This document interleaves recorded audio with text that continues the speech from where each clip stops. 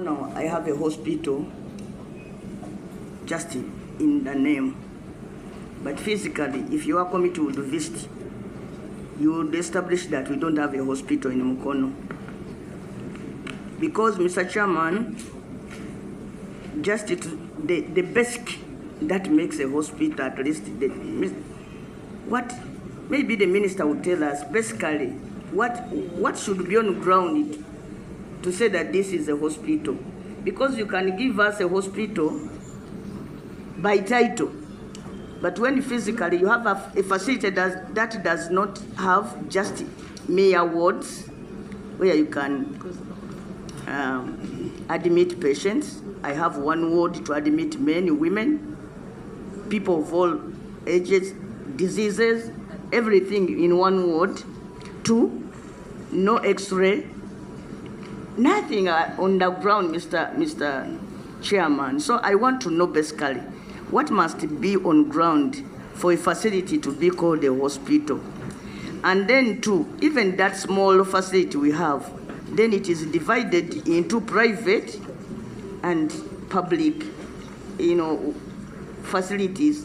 And even the little we have now has been set aside for people who can afford it to pay. And I don't know the policy.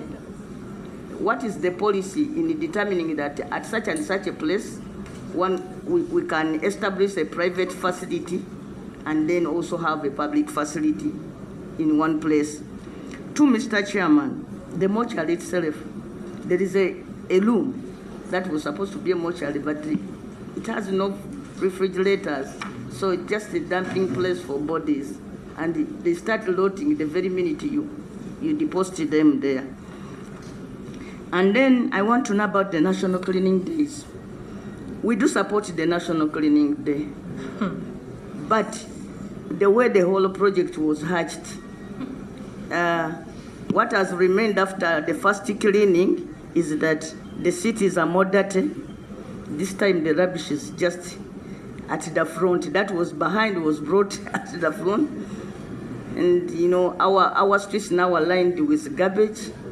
And there was an idea that this thing be called off and we organize it better, and we launch it when it is properly organized, and it becomes more of a healthy project than that we hear more from health workers than from policemen. Because what is happening now is that the whole thing is being coordinated by the police. You hear the police saying, we are ready to arrest, we are ready to do this, and none of us was involved. Yet we, in essence, would support the project. And then, in summary, in 20, the Auditor General reported that 27 districts received the 1,761,507 doses of vaccines, but they did not have adequate facilities for storage. And then he reported that the vaccines were damaged. I want to know what became of this, and in those districts, did they use the vaccines when the Auditor General is reporting that there were no proper facilities and the vaccine was damaged? Did they go ahead to use them on our people? And lastly, it's about Dr. Kizza Besigye. The family of Dr. Kizza Besigye has continued to complain against you, Mr. Minister, that you are imposing yourself on their patient, even when Dr. Kizza Besigye is sick. Honorable member, thank you so much. Mr. Chairman, you allow me to raise this. It is very important. The minister had hinted about it. Maybe you were out, but the minister had hinted about it. But you can summarize it, please. Mr. Chairman, Dr. Kizza Besigye's family, especially the next of kin,